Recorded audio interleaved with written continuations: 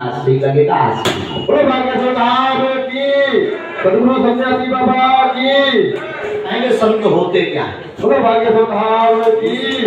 और बुरा मत मानिए, हम अपनी नहीं बता रहे, आपको हम समझा इसलिए नहीं कि अगर आपके इस पर हमने प्रहार नहीं किया ना, तो आप बहुत बड़ी भूल करके बहुत गड्ढे में गिर जाएंगे। हमारे पास आप तो निर्मल जी हैं, ये तो शेखर जी, हम शेखर जी के घर पे रुके। चाहते तो नरेंद्र मोदी के सगे भाई हैं पंकज मोदी जी, 2 बार गए, 3:30 बजे यहाँ भी पहुंच रहे हैं, हम मिले ही नहीं आज तक उनसे। 2 बार गए, हम मिले नहीं। क्यों नहीं मिले? क्योंकि हम राजनेताओं से नहीं मिल पाते, हम तो भक्तों से मिल पाते। सद्गुरुदेव महाराज की, भाग्येश्वर धाम की। मौज करो, मौज करो, आगे बढ़ो। डुबकी उठाइए।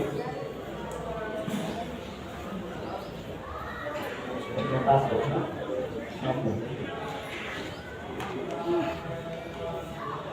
कहाँ से? भोपाल।